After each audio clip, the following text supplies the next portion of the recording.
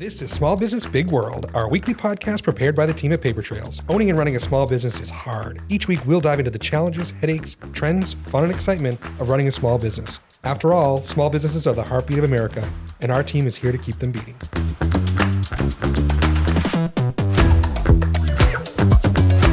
Welcome to Small Business Big World, our weekly podcast discussing all things small business. So today, I have Scott McNeff with me. Welcome, Scott. Thank you. Got an interesting topic today, kind of employing teen workers, right? And empowering them, engaging them, and all that stuff. So certainly in our area, that's very prevalent. So that's certainly a great topic. So a little housekeeping before we get going. So certainly remember to like, follow, share, subscribe, rate, review, all of those fun things everywhere that you listen to podcasts. We're everywhere: Instagram, YouTube, Facebook, Apple Podcasts, Spotify, and at smallbusinessbigworld.com.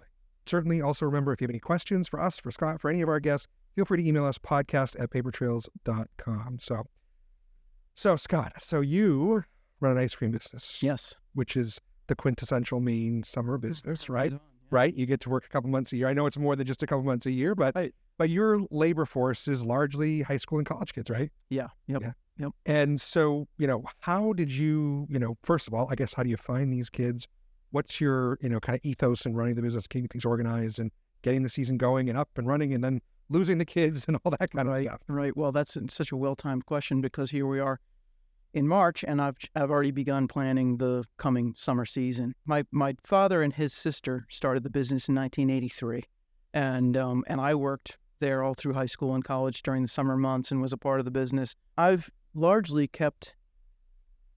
basically kept in line with what my dad always used to do. It was a much smaller business back then, of course, and I think the summer he hired me first was 1992, was my first summer there, and I think it was one of maybe 7 or 8 employees total, and now we have more than 40 every summer. Yep. So it's grown a lot, and obviously we need more employees than we did back then, but back then he kind of was just looking for like local kids that were from good families that were smart, kids on the honor roll. Sure. And that's a big part of the recipe that I'm still using. I mean, there's more to it than that. But yeah, so right now I'm going through, building up the schedule for the coming season so that all the returning employees from last summer know exactly what their schedule will look like throughout the whole summer. And that will let me know how many gaps I've got in that schedule so that I can, decide how many new hires to bring in. So just getting ready for the season, just like any other business, right? You're planning and scheduling and so forth. But your workforce is unique. And certainly one of the things with your business, your season's pretty short, right? You're a little before Memorial Day. Yeah, a little before Memorial Day, a little after Labor Day, right? Not too long. Yep. But with particularly the labor force you're hiring, school comes into play, labor laws come into play. Yep. So all those things, I mean, how do you handle that, right? How do you handle before school's out and when school's back in and right. college kids leaving in the middle of August? Yeah, absolutely. The beginning is easy because, of course, around here, we're open, as you said, we open the Friday of Memorial Day weekend every year, so the very end of May. June is a slower month compared to July and August, of course. And right from the get-go, I'm in good shape because I have so many employees who are returning from the previous year that are college age and they're already home. Perfect. So early season, no problem. When late August hits and school sports start up and college-age students now have to go back to their respective universities, that's when it's rough. When it gets tight. Yep. And that plays into my hiring. I always try each year to hire the new ones that I'm bringing on. I really, really covet smart local high school kids that don't do a fall sport. I mean, well, that's a great way. Yeah. So that's a needle in a haystack, right? Especially these days. Yeah. I think we've heard from a lot of our clients that, certainly since I was in high school, probably since you were in high school, I stopped playing football because I wanted to work. Yep. Right. And nowadays, I think everyone is so focused on the college experience and have to get this extracurricular and that, athletic thing and this and that to get into college. And it's so much different now. And so it's certainly, to try to find those, local kids that are on the honor roll, whatever, that good formula is probably more difficult today than it ever has been. It is, yeah. And because we're open so late into the evening, of course, if you're under 16 years of age, you can't work until our closure time. So I can only afford really to have just a handful of, 15-year-olds in there on any given summer. It's fun to bring them on when they're that young because normally they'll stick with me for, 7, 8, 9 years in a row, which is great.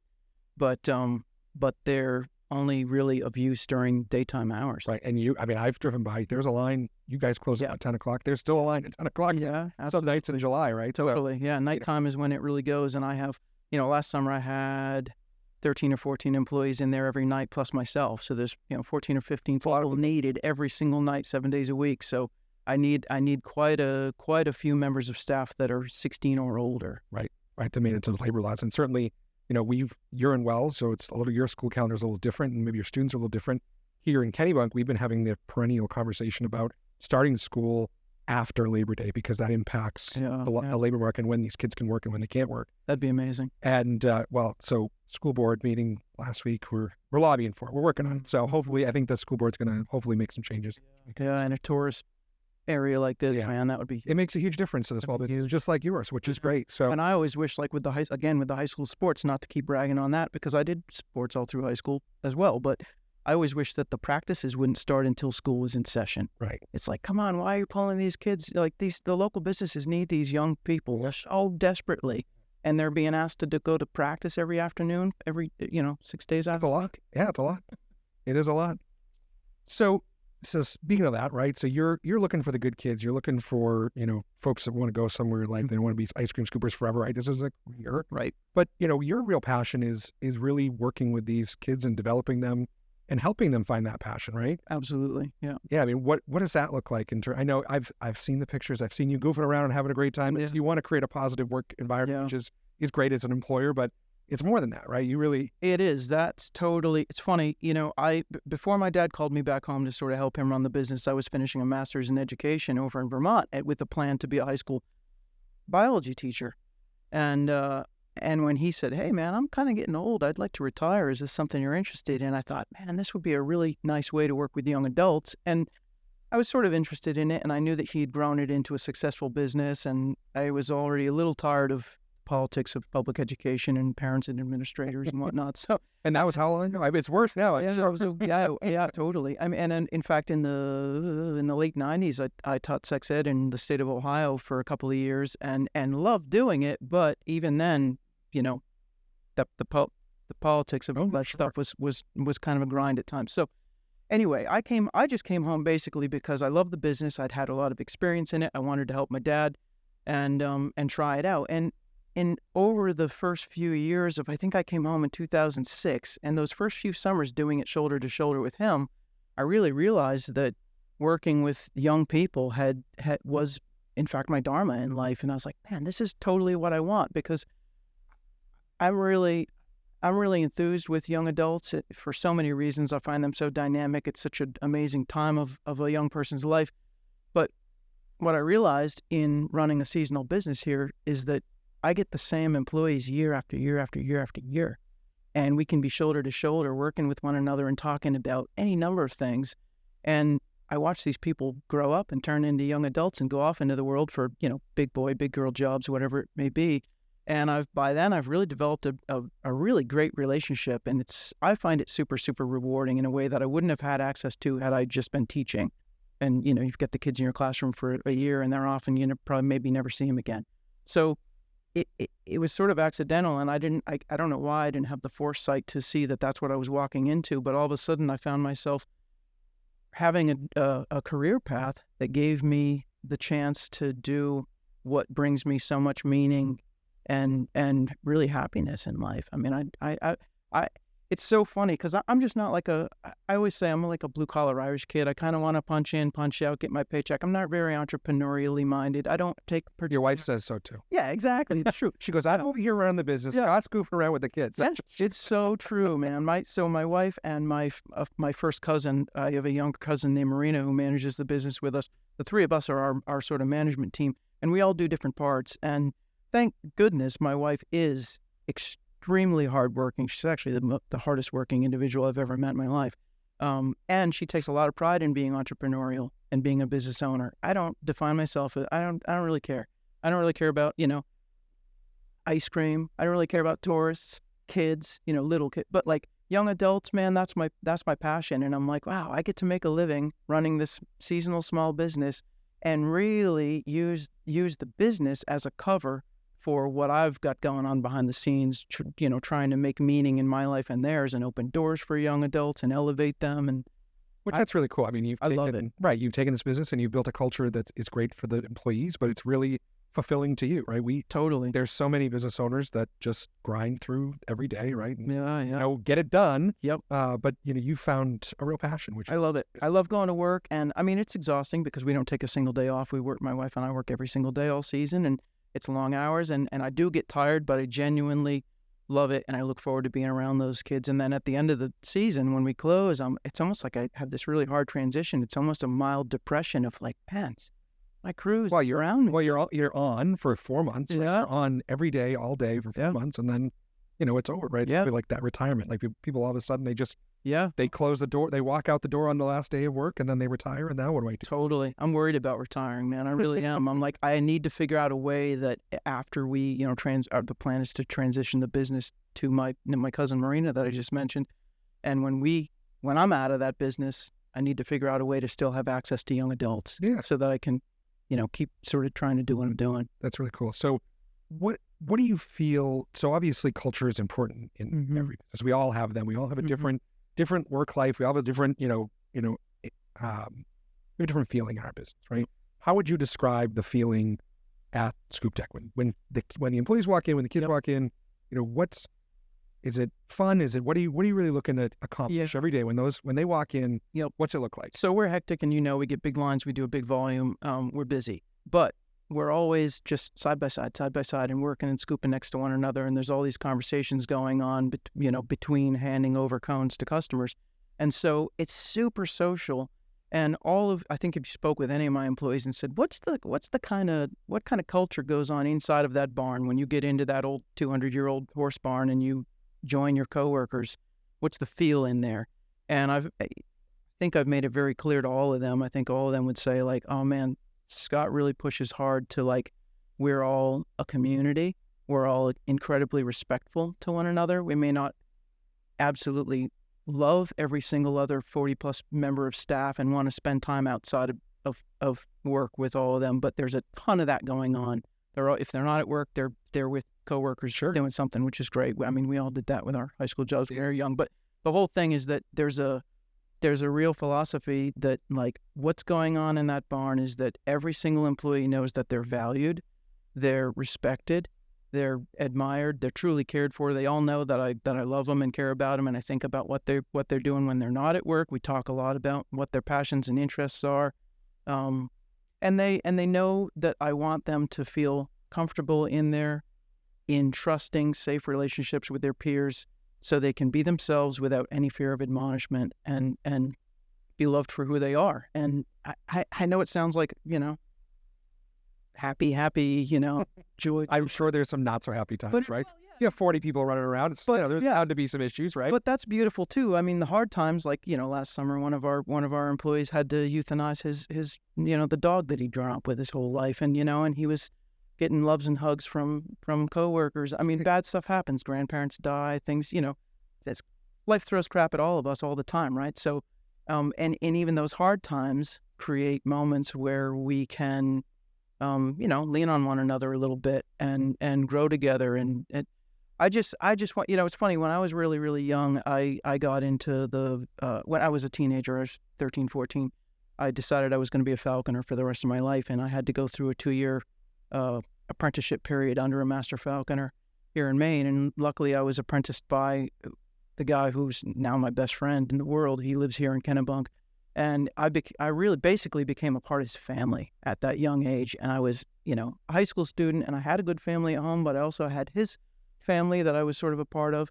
And opening that up, it's the whole, it takes a tribe to raising a young adult kind of thing. His family really opened my eyes to such an extent that over the years as an adult, I kept looking back on what that did for me. And it was as significant and in many ways more powerful than the experience of my undergraduate college years and some international travel that I did when I was younger. And I thought, man, that is what young adults need. Kids need adults in their life who are in their inner circle, who they know that they can rely on and count on, that truly care about them, that they can go to and talk about stuff that maybe they don't want to talk to their immediate parents about. Or maybe they don't have particularly great Yep. home life. Something bad's going on there, and they can come to work and feel really safe and really embraced by their peers and their boss. Yeah, which is awesome.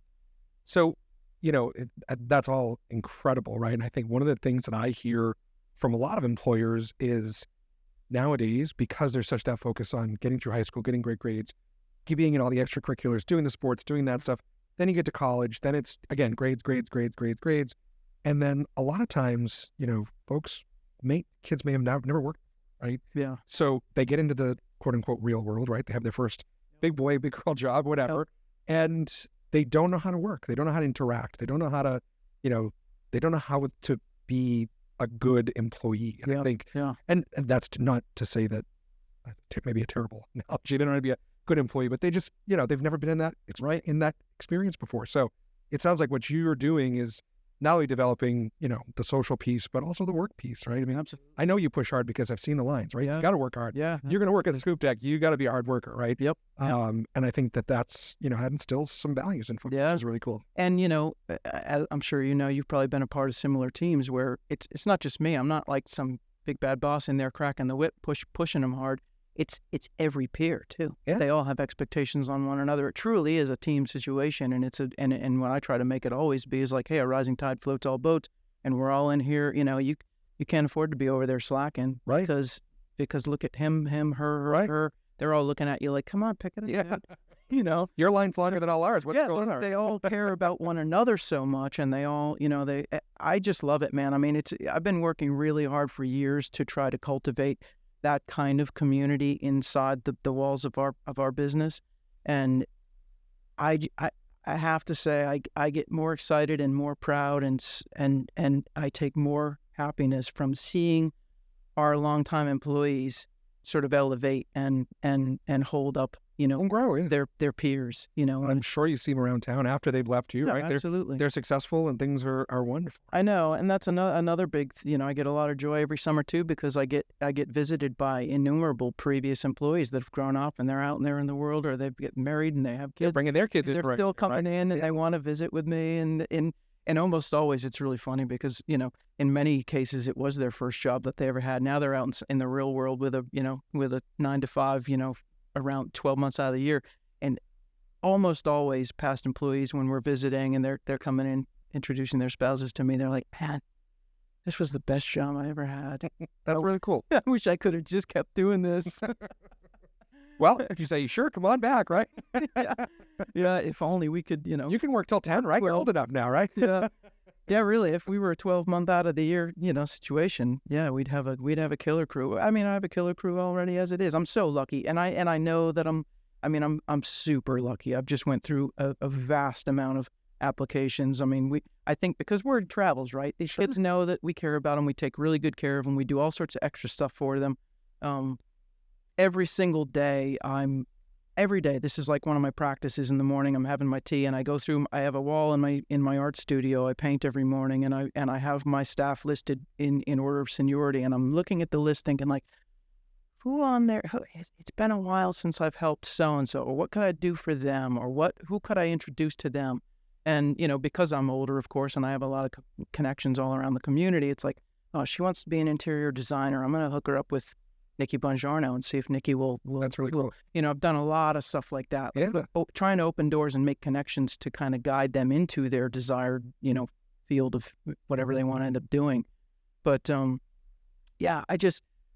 I love that part of it so much, and I forget, running off at the mouth, I forget where I was going with that, but. You're going outside the box, right? And I think, one of the things you just mentioned was that you went through a stack of applications, right? And right. So I hear all the time, I can't find anybody, right?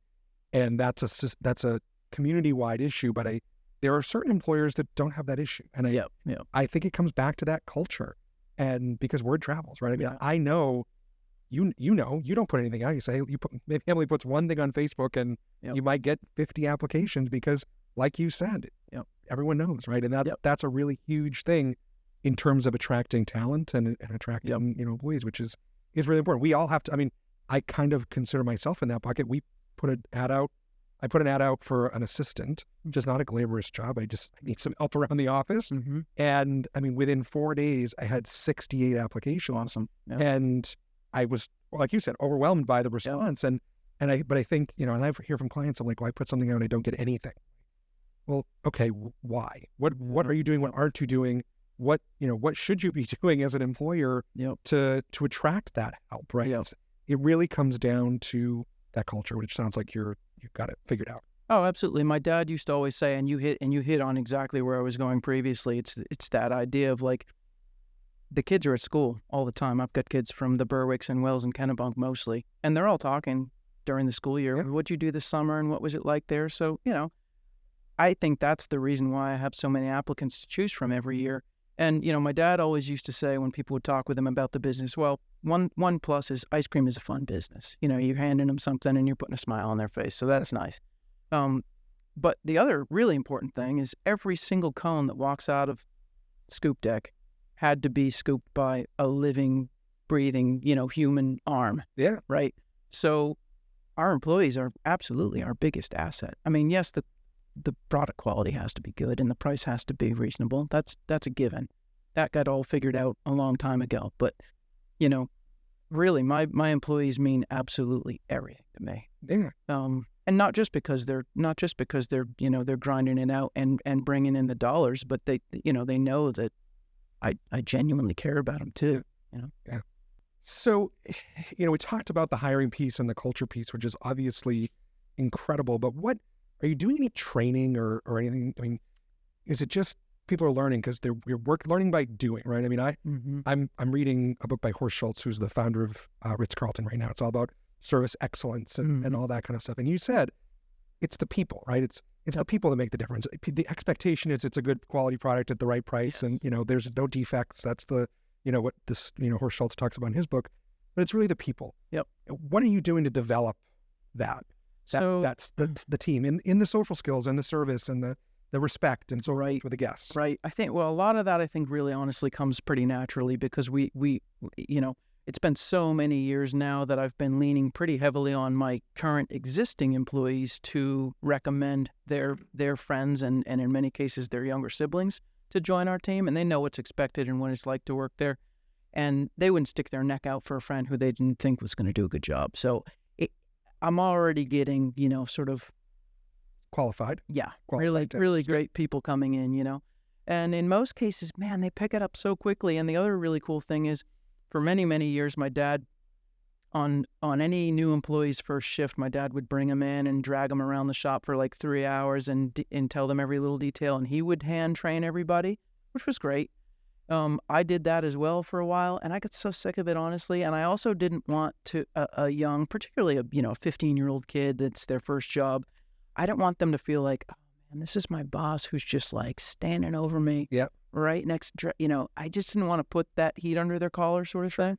So what I started doing years ago was picking, I'd grab some really exemplary employee who's been there 6, 7, 8 years, and I'd say, hey, we got a new hire coming in tomorrow for their first shift. would you be cool to train them? And you take them under your wing and you can do it however you want. You can start them off with scooping stuff. You can start them off with cash register stuff, whatever it is you want to do, but just have them shadow you for their first shift. And that's what we typically do for the first couple. And I just sort of stay hands off and keep back. I don't want any of them to feel like I'm, putting them under a microscope. So, and that has just been awesome because then the older employee takes pride in the fact that I trust them and appreciate them enough to bring somebody on and show them how everything's done. And the younger employee, I think, hopefully has an easier time going through that training process with someone who's maybe only 3 years older than them rather than working with the, middle-aged white guy like me. Yeah, but it's interesting. And then, okay, so you train them. And then how do you manage that, right? How do you manage the 15, 16, 17-year-olds, when, like you said, they're twice their age, 3 times their age, right? Yeah. In some cases. Yeah. And, so what does that look like? How do you deal with that day to day, right? Because I'm sure culturally there's things that you just don't get. They may be talking about and, just how do you manage that? Yeah, I don't know. I mean, that sort of stuff kind of comes naturally. I feel like once they've been around for a week or two, I mean, anyone that's new on a job is going to feel a little under pressure at the beginning. Sure. But I think once they're in there for several shifts and they see they feel the community that's in there and they see how light people are and how much laughter and how much fun we're all genuinely having with one another, I think they're like, man, I think they immediately, really quickly go like, this is a safe place. That's good. I can ask, and I always tell people like, listen, asking questions is not a sign of weakness. It's a sign of strength. Okay. So don't try to do something if you don't know how to do it. Just ask, because you're surrounded by, you got all these peers around you, everyone. And I always push on them too. Like, I want everyone in this shop to know how to do absolutely everything. Don't tell me you're not going to make a frap or an ice cream soda because you don't want to do it, Yeah.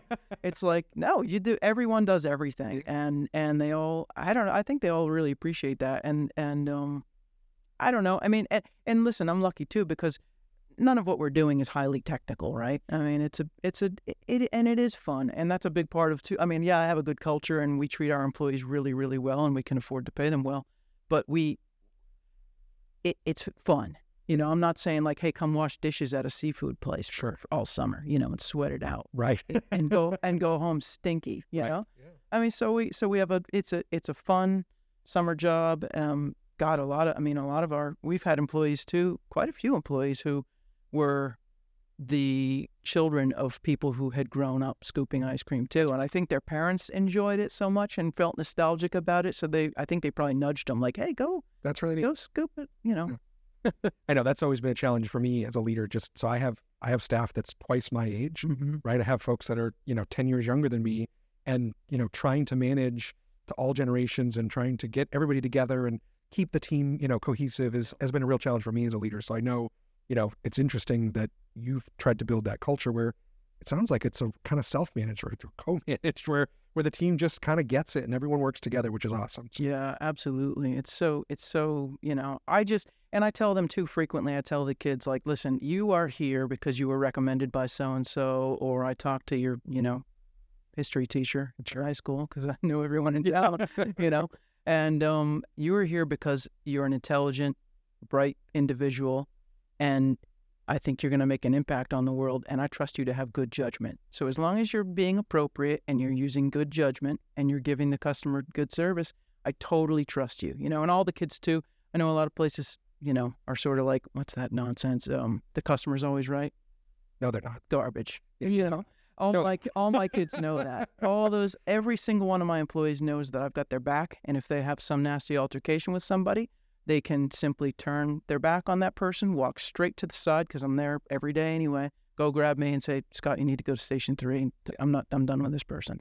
And yeah, the customer's not always right. They all know that. They all know, basically, they know that if they're being appropriate and you exercising good judgment, I'm on their side every time. I think that's huge. And I know with my team, we have the same, ethos. I mean, if someone's, I've had some clients say some very terrible things to my team as well. And, afterwards, I have very politely said to them, we're not the right person for you to do this. Have a nice day. Here's all your reports. Here's all your paperwork. You let us know where you're going and we'll help that person go, but we're not the right people for you anymore. And I think that's really important. I mean, nobody comes to work to do a bad job, right? Yep. And, everyone, I hope you're hiring, and I know, we're looking for folks that are going to take care of our clients and care. Yep. And, I think it's really important when unfortunate situations happen, which they do, that we as employers have their back, and that's really important to me too. So. Yeah, and it is unfortunate that things do happen like that. I mean, we if we wait on, and I say this a lot too at the end of the night when we're cleaning up, the kids will want to decompress and gripe a little bit, and someone will be mopping a floor and start complaining about someone who was miserable or said something inappropriate. And it's like, I'm cleaning down a surface, and I go, hey, get it out of your system for a minute or two, okay? And then just remember, we waited on 2,000 people today, and we only had 3 lousy customers. It's pretty sweet. Yeah, just 3. Which I was, it's funny. I was on vacation one time. We're at a resort and thinking, oh, this would be a great place to work. Everyone's happy, right? Everyone's coming here because they're on vacation, right? Yeah. Which is largely what your customer base is, right? Yeah. But it still amazes me the number of people that can just be miserable, just for no reason usually. But it's hard, and I think that's the hardest part about service. And I wish those things didn't happen, like the extreme examples like you just talked about. I mean, definitely there's been a handful of times over the years where I've followed someone out into the parking lot and just said, you're not allowed on this property ever again. I don't ever want to see you, that sort of thing. And that sucks. But then when you go back in the building, when a case like that is really justified, the whole staff saw that happen. And absolutely. And that builds more trust. Totally. Yeah. I mean, that builds more trust and builds that culture, and it's all that good stuff. So. Yep. Well, awesome. Well, we've covered a lot of ground today, Scott. I think it's a really cool. You're in a really cool business, which is, I'm jealous because I have to work 12 months a year, and you only have to quote unquote work for a few months a year. But I know it's a year-round project. But I think it's a really interesting topic, and again, dealing with the intergenerational stuff. So, thank you very much for joining us today. Any last thoughts of anything that we didn't hit that you wanted to share with anybody, or? No, not necessarily. Yeah, no, it's fun. Okay. Yeah, it's just fun, man. I mean, we all, living in a community like this, so many people work seasonally. I mean, most of my closest friends that I have dinner parties with in the winter months, they have seasonal jobs just by virtue of where we live. And it's a grind when it's going on, but you got to have some fun, right? Sure. I mean, you got to, I just feel like so much of life is about meaning and purpose, and you got to find that. Obviously in your personal life, right? In your personal relationships, but man, you better be looking for it at work too. Yeah, absolutely. Absolutely. And that's what building the culture is all about, which is fun. Yep. I think that's should be the fun part about it. Yeah, community is everything, man. I mean, we all have to, I just always say it's like we all have to go to work, we all have to pay our bills, right? That's boring. Sure. So like, let's try to have fun while we're doing it, because we spend so much time with one another, So like, let's enjoy one another and goof off and share some silly jokes. Yeah, absolutely. Well, good. So I know you're working really hard scooping the ice cream, but how do people get in touch with you or with Emily? Social media, guys are on Instagram, you're on Facebook. We are, yep. At Scoop Deck. Is it just Scoop Deck Maine? Or yep. So, yep. And and our website's scoopdeck.com. If you're looking for after school work or any work really, right? Yeah. Go over there, say hello. So certainly, if you have questions, I'm sure you'd be willing to chat with anyone about this. Totally. Totally, man. So. Yep. Well, good. Well, thank you again, Scott. Certainly remember, follow, share, subscribe, rate, review. I'm getting pretty good at that little moniker there. We're at Small Business Big World, anywhere you get your podcast, anywhere on social media. Certainly, if you have questions and want to reach out, feel free to email us at podcast@papertrails.com. Thank you so much for listening, and we'll see you again next week. Thanks for listening to this week's episode of Small Business Big World. This podcast is a production of Paper Trails. We are a payroll and HR company based in Kennebunk, Maine, and we serve small and mid-sized businesses across New England and the country. If you found this podcast helpful, don't forget to follow us at Papertrails Payroll across all social media platforms, and check us out at papertrails.com for more information. As a reminder, the views, opinions, and thoughts expressed are the hosts and guests alone. The material presented in this podcast is for general information purposes only and should not be considered legal or financial advice. By inviting this guest to our podcast, Paper Trails does not imply endorsement of or opposition to any specific individual, organization, product, or service.